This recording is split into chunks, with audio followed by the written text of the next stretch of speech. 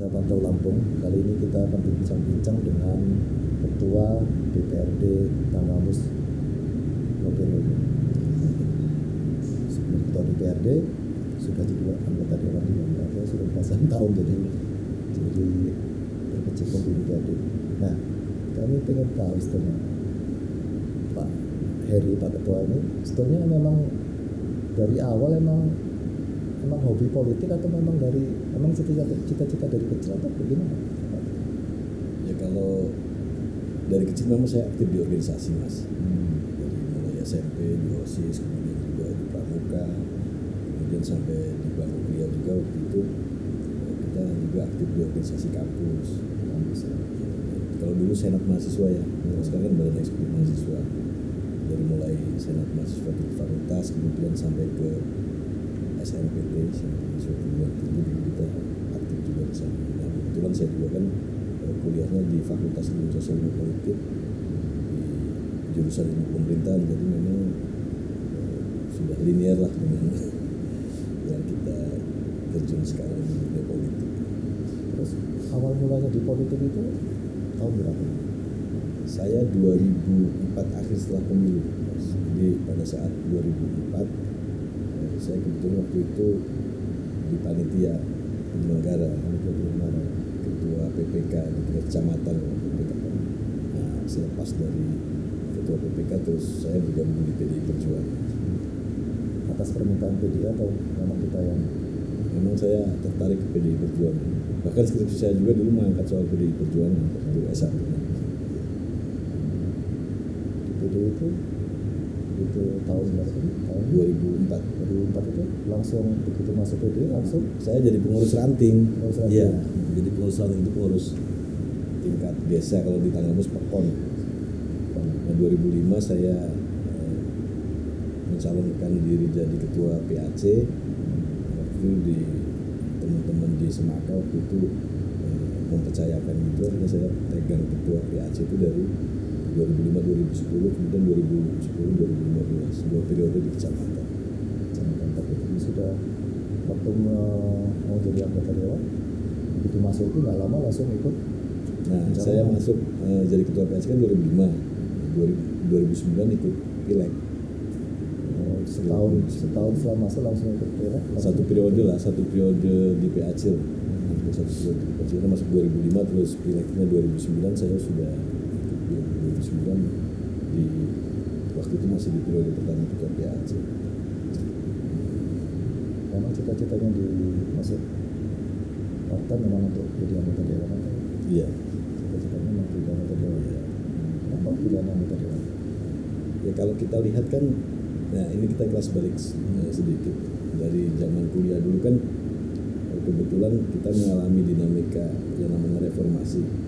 Dari peralihan Orde Baru ke Orde Reformasi. Jadi saya setelah 99, pemilu 99 itu saya anggap bahwa DPRD sudah lebih berfungsi lah sebagaimana fungsi semestinya dibandingkan dengan era sebelumnya kan. Karena sebelumnya kan dicap oleh masyarakat untuk lembaga stempel aja DPRD. Terus kemudian juga hasil perolehan kursinya juga dalam tanda kutip itu tidak sesuai dengan apa yang dipilih atau yang dihasilkan oleh pemilu, karena pada waktu Orde Baru kan kita tahu manipulasi suara waktu itu kan, sehingga hasil pemilu sendiri dipertanyakan kevalitannya kan. Nah, sebab itu setelah reformasi kita yakin bahwa DPRD ini bisa memiliki fungsi yang lebih dibandingkan sebelumnya, maka saya tertarik ke DPRD tersebut ya, dengan harapan ya kita bisa memperjuangkan kepentingan daerah kita. Kalau cuma dari pengurus partai kurang bisa sumbangsi atau gimana? Ya bisa juga. Sebetulnya di politik ini tidak harus jadi anggota DPRD, pengurus partai pun memiliki akses untuk mempengaruhi kebijakan, karena 3 pilar antara pengurus partai, kemudian di legislatif atau DPRD, kemudian di eksekutif, itu merupakan 3 pilar partai di mana ketiga-tiganya ini kan saling berkontribusi satu sama lain dalam membuat kebijakan di suatu daerah. Jadi begitu selesai kuliah kita belum pernah sampai kerja di mana-mana ya, langsung terjun ke politik. Sempat di dunia jurnalistik mas, Jurnalistik ya, sempat di dunia jurnalistik di wilayah di Tamanus. Bandar Lampung, Kota Bandar Lampung dulu saya gabung ke Jawa Pos. Kemudian setelah itu pernah juga gabung di Lampung Express. Saya juga pernah coba untuk wira swasta kecil-kecilan waktu itu Di Bandar Lampung. di Bandar Lampung. Terus, tahun 2003 saya pulang kampung, terus pegang PPK itu, kemudian saya masuk partai itu akhir 2004, 2005 saya nikah, terus 2009 Di dunia jurnalistik itu memang kita kurang tertarik atau apa? Kita cuma bertahan setahun 2 tahun. karena dulu aturan dari perusahaan kita nggak boleh merangkap jadi pengurus partai. Ya. Jadi harus memilih salah satu. Jadi keluar karena Ya, karena ada niat saya memang mau terjun ke politik. Karena saya akhirnya memilih salah satunya. setelah di DPR kita udah merasa tuh yang kita cita-citakan dari bawah, dengan kita terjun di DPR itu kita bisa menyalurkan aspirasi masyarakat sekarang itu kita sudah merasa tersampai gitu. Ya sebagian sudah, sebagian belum. Ya, karena kan tidak semua aspirasi itu bisa diwujudkan karena kita kan tahu bahwa keterbatasan anggaran, kemudian kondisi geografis di wilayah kita, sehingga tidak semua usulan-usulan pembangunan dari wilayah kita juga bisa terakomodir 100%. Tentunya di situ ada skala prioritas. Tapi saya pikir yang terpenting kan proses ya. Proses kita bagaimana kita bisa melihat skala prioritas di daerah kita seperti apa, kemudian secara bertahap kita wujudkan dengan kebijakan-kebijakan anggaran di Kabupaten Tamanus. Apa kira-kira yang paling berat dengan kita tugas di sebagai anggota DPR, apalagi sekarang ketua? Apa yang kira-kira beban yang paling berat atau pekerjaan yang paling berat itu sebetulnya apa sih di ketua atau anggota dewan? Kalau kita bicara beban, yang paling kita kadang merasa ada beban itu ketika memang ada kebutuhan-kebutuhan atau aspirasi dari masyarakat yang dengan terpaksa sementara tertunda atau belum kita bisa akomodir karena memang situasi, apalagi kemarin belakangan kita ada pandemi COVID ya, di mana anggaran itu kan banyak dianggarkan untuk penanganan, kemudian dari mulai penanganan COVID sampai dengan pemulihan ekonominya. Itu konsekuensinya kan beberapa anggaran terkait dengan infrastruktur terutama itu banyak yang tertunda. Ini terkadang kan kita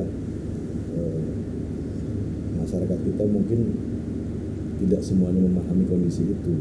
Jadi kita kadang-kadang ada beban di mana pada saat kita melakukan reses menyerap aspirasi masyarakat, kemudian pada saat kita sudah putuskan di kebijakan anggaran di APBD, ternyata pada saat pelaksanaannya ada kebijakan pusat yang mengamanatkan sekian persen harus untuk COVID segala macam. Ini kadang-kadang kita jadi beban tersendiri, tapi karena itu memang keadaan yang tidak bisa kita kendalikan dan itu merupakan kebijakan dari pusat, ya mau tidak mau harus kita terima. Jadi cara kita mengkantor tuntutan masyarakat yang banyak kan hal yang sebetulnya tidak bisa terpenuhi ya. Bagaimana kita meladeni protes-protes mereka? Ya ketika ada yang sampai ke kita, ya kita berikan penjelasan. Ya kadang ada yang terima, ada yang enggak. Manusiawi lah. Kalau sukanya jadi dewan, Ya, kita bisa berbuat untuk orang banyak, mas. Kita bisa berbuat. Iya. Kadang kita melihat sebuah wilayah yang tadinya mungkin kurang berkembang, begitu kita kasih infrastruktur berupa jembatan, kemudian ikutannya dampak dari setelah kita buatkan jembatan itu wilayah situ berkembang, masyarakat bisa mengembangkan usahanya, bisa yang berdagang. Itu kita ngelihat daerah-daerah yang begitu, ya kita ada rasa kepuasan tersendiri. Kalau menurut ketua dari rencana yang kita proyeksikan itu kira-kira kalau tingkat keberhasilan itu menurut penilaian pribadi ya sudah tercapai berapa persen? Ya kalau dari target-target kita itu kita di atas 60% sudah. Karena prioritas kita kan untuk infrastruktur yang memang sangat vital dan membutuhkan anggaran-anggaran besar itu di atas 60% kita sudah bisa terrealisasi. Kalau di Tanggamus ini potensi terbesar sebenarnya kalau menurut pandangan Dewan yang harus perlu dikembangkan. Ya, kalau Tanggamus ini kita harus sadar bahwa Tanggamus ini memang diberikan anugerah oleh Tuhan itu sebetulnya di sektor pangan, Mas. Nah, kalau Tanggamus ini sadar bahwa Tanggamus ini merupakan daerah yang berpotensi untuk menyangga pangan nasional, ketika ini dikembangkan, maka ke depan juga Tanggamus sebetulnya punya peluang untuk peningkatan perekonomian masyarakatnya. Kenapa? Kan kita tahu pangan ini sampai kapanpun menjadi kebutuhan pokok, di mana populasi penduduk semakin naik, kemudian juga di wilayah-wilayah lain kita tahu banyak lahan pertanian yang sudah beralih fungsi, dan kita sendiri di Tanggamus ini punya lahan pertanian, punya laut kan, kemudian ada keunggulan kita juga di Tanggamus, mau kemarau panjang apapun juga nggak pernah kering, jadi hujan, air cukup kan, jadi tanaman apapun di Tanggamus ini insya Allah akan subur, tinggal kita peningkatan nilai jualnya, artinya bagaimana kita bisa memenuhi kebutuhan-kebutuhan masyarakat di masa depan. Contoh, kalau masyarakat di perkotaan atau yang ke depan nanti sudah mulai mengkonsumsi yang pangan-pangan yang sehat gitu kan, bagaimana supaya petani kita juga sudah mulai berinovasi untuk memproduksi bahan-bahan pangan yang dibutuhkan oleh masyarakat di luar sana, sehingga kita betul-betul bisa menjadi daerah penyangga bagi pangan nasional. Dan hari ini banyak sekali hasil pertanian kita yang dibawa ke Jakarta kan. Ini tentunya ke depan juga kualitas dari produk-produk itu juga harus perlu ditingkatkan lagi sehingga nilai jualnya akan naik. Kira-kira apa yang perlu ditingkatkan di Tanggamus kalau di Tanggamus ini kan multi talent, Mas. Padi punya, terus dari sisi agronya ada, buah-buahan ada, sayur-sayuran ada, kemudian dari kopi juga ada, kemudian kita kalau di daerah-daerah yang di perbukitan gunung itu kakaonya juga bagus, palanya juga bagus. Tapi kalau untuk sektor-sektor perkebunan tersebut memang di Tanggamus tidak bisa ada perkebunan yang luas sekali untuk satu komoditas, nggak ada, karena lokasi, dan kita juga ada kawasan-kawasan hutan lindung kan. Yang terpenting adalah dari masing-masing daerah yang memang punya kekhasan itu, yang memang khasnya kopi, dikembangkan kopinya yang lebih baik lagi kualitasnya, kemudian yang memang daerah padi kita kembangkan lagi, kemudian perikanannya juga bisa dikembangkan.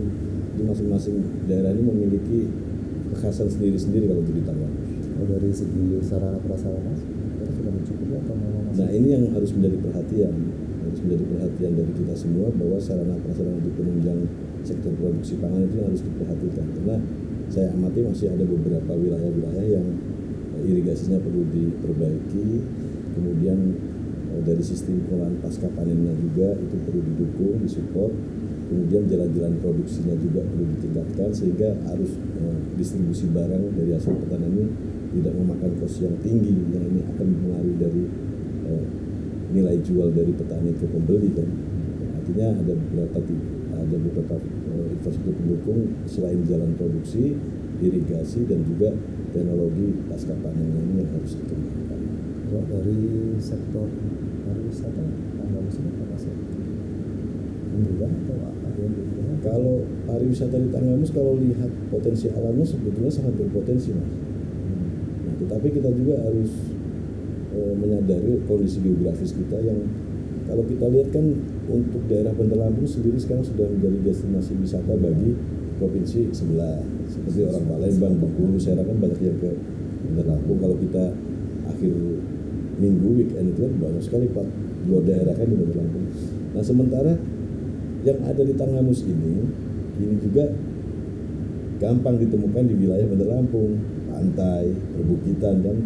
Nah, kemudian mereka akhirnya pilihannya ngapain jauh-jauh ke Tanggamus, kita ke Bandar Lampung aja. Nah, oleh sebab itu kalau di Tanggamus memang mau dikembangkan pariwisata, saya pikir yang tematik, bukan wisata yang umum tapi yang punya tema. Contoh, misal kita punya Gunung Tanggamus, kita jual soal pendakian gunung kan, wisata mendaki gunung. Kemudian kita punya Teluk wisata memancing kan. Kemudian kita punya TNBBS juga, kan bisa dikembangkan wisata konservasi. Mahasiswa mau penelitian kan butuh. Anak-anak SMA yang mau lihat TNBBS apa segala macam kan perlu juga di situ. Ini bisa dikembangkan wisata konservasi. Terus ada satu lagi, ini prediksi ke depan, dan ini sudah ada yang nyoba di daerah Bali. Saya sering mengatakan juga di pertemuan-pertemuan dengan kawan-kawan UPD yang di sektor pariwisata. Di Bali itu ada namanya Desa Surga Manula. Jadi kan tren masyarakat kota itu Mas, itu yang orang yang sudah tua-tua tapi dia punya duit banyak. Nah, anak cucunya ini kan jauh dari dia tinggalnya. Akhirnya ngerasa kesepian, mainannya mungkin di taman kota, dia apa dengan anjing, dengan kucing piaraan. Nah, ternyata mereka ini merindukan suasana kekeluargaan, suasana yang homey gitu kan. Nah, di sana ada yang sudah coba buat kampung wisata itu Surga Manula. Itu jadi rumah-rumah penduduk ini diperbaiki fasilitasnya, tempat tidurnya, MCK-nya, kemudian juga di desa itu dibuatkan sarana untuk belanja kebutuhan pokok, kemudian ada juga untuk sentra kesehatannya.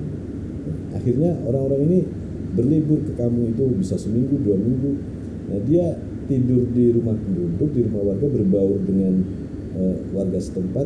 Dia ikut ngasih pakan ternak, ikut ke sawah gitu kan, terus ikut ngasih makan ikan di kolam gitu. Jadi dia berbaur seperti layaknya sebuah keluarga, dan mereka sanggup untuk bayar itu. Nah, ini Tanggamus kalau mau dibuat seperti itu potensinya ada. Karena dari hasil studi Bandung atau dari... Ya, saya kebetulan waktu itu bupatinya kawan gitu, jadi saya diajak ke sana, dikasih tahu gitu kan. Nah, di sini jualan begini aja bisa paketannya 5 juta. Itu 5 juta, 4.900.000 itu semalam loh. Satu malam. Nah, ini rata-rata kalau hasil kita ngobrol di sana dengan teman-teman yang di sana, kebanyakan dari Prancis, dari Eropa, Jerman. Ini manula-manula yang senang berwisata yang seperti itu sementara ini dari sana, dari wilayah Eropa. Nah, kenapa Tanggamus nggak dibuat seperti itu kan? Ya, karena kita kan seperti ke pesisir barat ya, yang banyak wisatawan dari luar itu yang bisa Iya. biasanya melewati Tanggamus kan. Lewat Tanggamus. Ya, bisa dikajikan mungkin di sini kalau ada tempat-tempat yang menarik.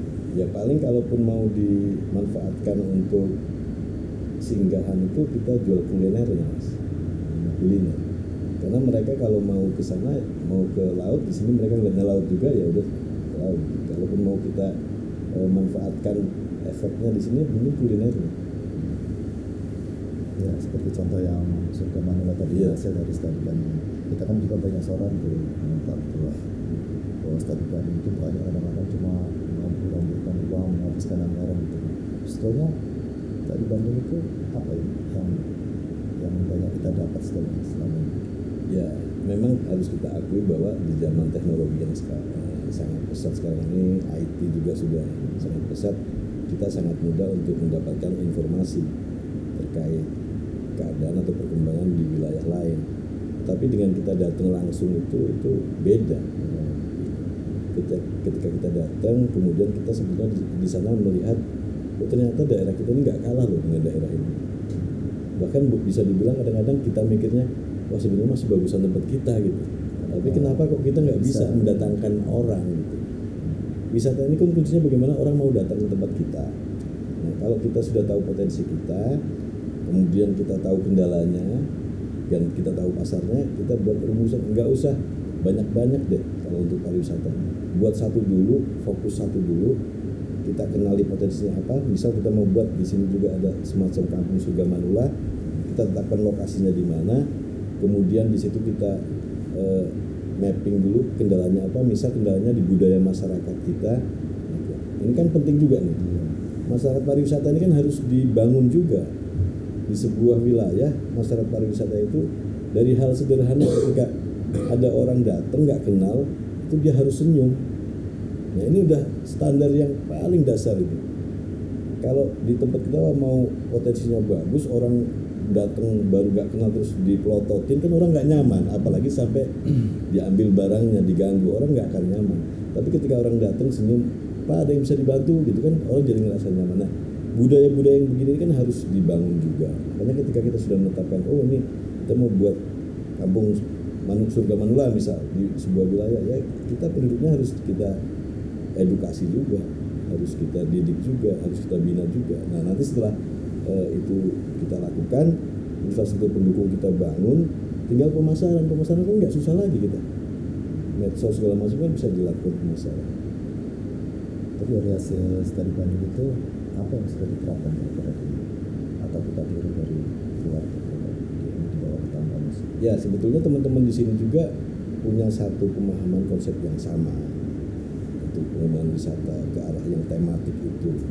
Bahkan kemarin kan sempat di Tanggamus buat event yang tour wisata di beberapa titik itu yang diikuti oleh kepala-kepala daerah dari Kabupaten Bah. Tetapi memang persoalan kebutuhan infrastruktur kita yang masih sangat tinggi ini yang akhirnya untuk sektor yang lainnya ini sementara ini masih belum bisa kita wujudkan sepenuhnya, karena bicara soal jalan penghubung antar kecamatan, jalan penghubung antar pekong, ini yang menjadi kebutuhan masyarakat kita sehari-hari untuk beraktivitas ini masih banyak yang harus kita penuhi. Ini jadi problem juga.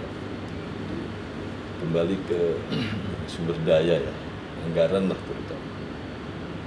Karena sebab itu sebetulnya kalau ada investor atau yang pihak ketiga swasta yang akan mengembangkan pariwisata di Tanggamus, kami sangat welcome sekali.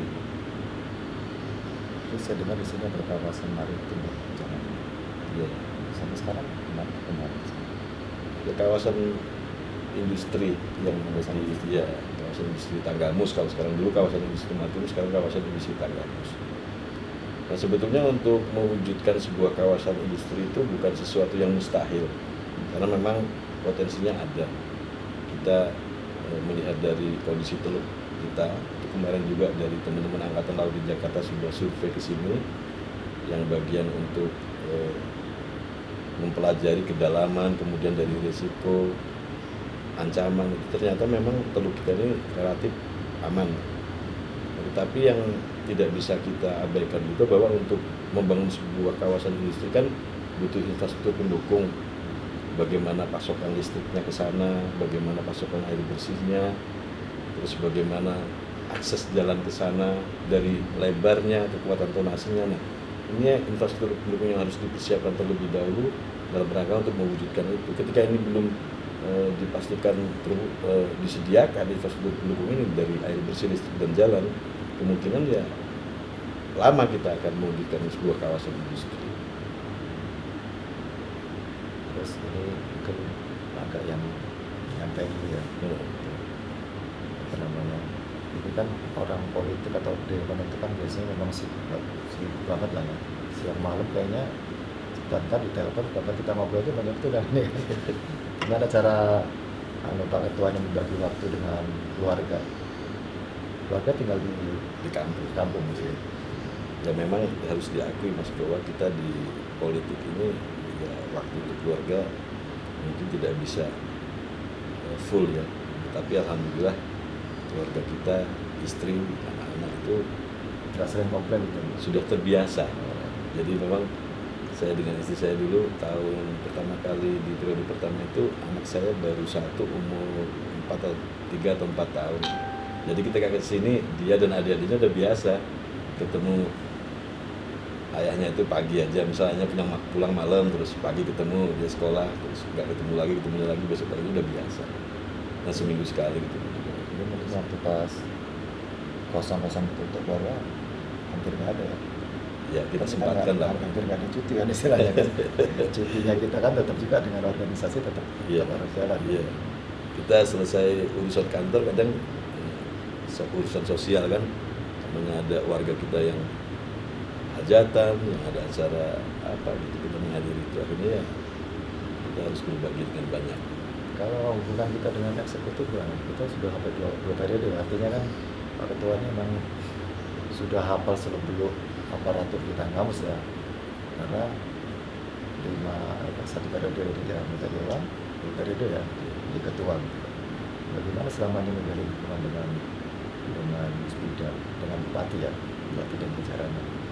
Ya, kalau saya dalam menjalankan tupoksi tetap berdebatnya dengan aturan, Mas, bahwa dasar kita untuk menjalankan tugas-tugas kita adalah regulasi apa sih tupoksi kita di DPRD.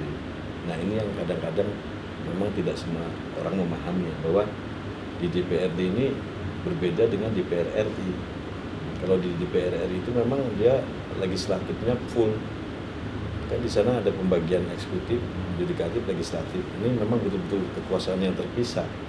Nah, sedangkan posisi DPRD ini sebetulnya itu merupakan sebenarnya bukan legislatif. DPRD ini sebetulnya rumpunnya rumpun eksekutif yang menjalankan fungsi legislasi di daerah. Nah, indikatornya apa? SK kami aja gubernur. Gitu. Yang meng-SK-kan keanggotaan kami ini gubernur yang notabene adalah eksekutif. Nah, kemudian dampak dari susunan kedudukan yang seperti itu apa? Harus dikedepankan unsur kemitraan. Memang DPRD punya fungsi anggaran, pengawasan, legislasi. Tapi pengawasan, legislasi, dan anggaran ini harus dibungkus dengan semangat kemitraan. Jadi sebetulnya DPRD ini harus bisa menjalankan fungsi penyeimbang bagi eksekutif. Maksudnya selama ini kan hubungannya selalu harmonis, atau DPR Ya ini, harus atau DPR ini memang nggak pernah terlalu keras mengkritik eksekutif atau begini, Mas. Karena ini yang dikedepankan unsur kemitraan adalah yang menjadi prioritas kita, bagaimana supaya APBD kita ini semaksimal mungkin bisa bermanfaat untuk masyarakat Tanggamus. Nah, persoalan di perjalanannya ini memang ada hal-hal yang kurang, itu ada mekanisme formal seperti contoh hearing segala macam itu. Ada juga komunikasi informal yang kita bangun. Karena kita ini kan semua paham di wilayah kita, kemudian paham juga kendalanya apa, potensinya apa. Ketika ada persoalan-persoalan, ya tidak semuanya harus dibicarakan secara formal. Ketika memang pas kita ketemu, kita ingatkan, oh itu yang di sana begini. Apalagi sekarang ada HP segala macam, responnya cepat gitu. Oh di sana ada begini, terus kita saling komunikasi yang baik. Saya pikir itu lebih efektif juga. nggak pernah ada sampai masalah krusial yang harus sampai kita panggil rame gitu. Ya itu tadi, karena kita mengutamakan dan mengedepankan kemitraannya, bagaimana supaya situasi kondusif tetapi semuanya bisa berjalan untuk satu arah yang baik, yaitu untuk kepentingan masyarakat Tanggamus secara umum. Jadi konflik ada pasti namanya dalam penyelenggaraan pemerintahan, tapi bagaimana pengelolaan konflik itu berakhir dengan win-win solution yang semuanya itu tetap orientasinya untuk kepentingan yang lebih luas. Kalau dulu kan beda, dulu kan waktu kepala daerah dipilih DPRD kan DPRD bisa memberhentikan kepala daerah di tengah jalan. Nah, ini beda, kekuasaannya sekarang beda. DPRD nggak segampang itu lagi bisa. Sekarang dipilih rakyat ya. Iya, nggak bisa memberhentikan di tengah jalan segampang dulu. Bisa, tapi ketika bupati ada pelanggaran undang-undang, kemudian ada hak angket, hak menyatakan pendapat, dan itu masih diuji di mahkamah. Ketika mahkamah menguji ternyata pendapat DPRD ini benar, baru mahkamah nanti rekomendasi ke Mendagri untuk memberhentikan. Artinya butuh proses yang panjang, nggak kayak dulu kan. Tapi efeknya dulu kan ketika ada kekuasaan yang seperti itu, yang sering malah gaduh terus antara kepala daerah dengan DPR. Mungkin terakhir ya, sekarang kan sudah dua periode jadi anggota ketua ya periode dari Tanggamus. Untuk periode selanjutnya masih mau terus kepengen di sini atau mungkin ke provinsi atau bahkan nasional? Kalau kami di PDI Perjuangan itu semuanya ada proses dan ada mekanisme. Jadi sebagai kader tentunya kami juga tegak lurus dengan kebijakan dan perintah partai. Jadi persoalan nanti kita penugasan kemana, kita juga nunggu dari partai, Mas. Dari partai. Tergantung partai mau menugaskan di mana, kita tegak lurus. Tapi kalau secara pribadi nggak ada keinginan. Ya, kalau kita di partai yang jelas bagaimana kita tetap bisa menjalankan peran-peran kita dimanapun berada semaksimal mungkin untuk kepentingan masyarakat kita. Saya kira mungkin waktu juga ya.